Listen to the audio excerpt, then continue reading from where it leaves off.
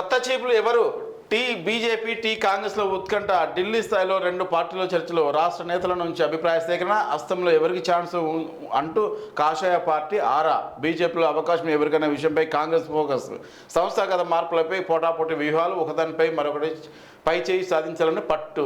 BJP, Congress రాష్ట్ర అధ్యక్షుల నియామకంపై ఉత్కంఠ కొనసాగుతున్నది. వీరి నియామకంపై ఇప్పటికే ఢిల్లీ స్థాయిలో కసరత్తు జరుగుతున్నది. ఇందుకు సంబంధించిన రాష్ట్రంలోని పార్టీ నేతల నుంచి అభిప్రాయ సేకరణ ఇస్తున్నారు. బీసీ సామాజిక వర్గానికి చెందిన నేతగా బీజేపీ బాధ్యతలు అప్పగిస్తుందని పార్టీలో జనరల్ అటాక్ వినిపిస్తున్నది.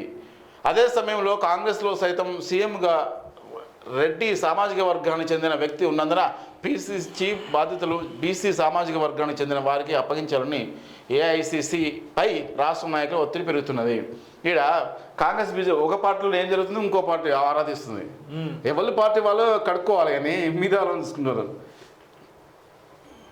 ఎవరైతే వాళ్ళ కేజ్రీవాల్ అరెస్ట్ తిహార్ జైల్లోని అదుపులోకి తీసుకున్న సిబిఐ ఢిల్లీ లిక్కర్ స్కామ్ కేసులో నేడు ట్రయల్ కోర్టులో ఢిల్లీ సీఎం కోర్టుకు కవిత కేటువాయే మళ్ళీ బిర్లాకి ఇచ్చారు. కవిత కేటువాయే ఇన్ని రోజులైందే అమ్మ నిజంగా 100 రోజుల పాలన అన్నారు కేసీఆర్ రేవంత్ రెడ్డి. మరి కవిత కటేవా రాదా?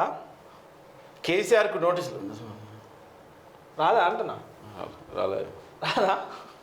జస్టిస్ నరసింహారెడ్డి కమిషన్ జారీ. వ్యక్తిగతంగా హాజరు కావాలని ఈ నెల 19న లేక ఆధారాలను సమర్పించాలంటూ ఆదేశం. కమిషన్ ఏర్పాటు చట్టవిద్ధం.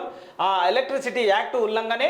హైకోర్టులో కేసీఆర్ పిటిషన్. కమిషన్ నోటీసు తోసిపించాలని రిక్వెస్ట్. హైకోర్టు వేరు దాన్ని కొడుతూనే ఉంటాడు. ఇక భారత రాజ్యాంగం గురించి తెలిసినటువంటి వ్యక్తి, 80,000 పుస్తకాలను చదివినటువంటి వ్యక్తి అయినా కానీ ఇలా ఆదాబ్లో పోదాం. ఆదాబ్ హైదరాబాద్లో పోదాం.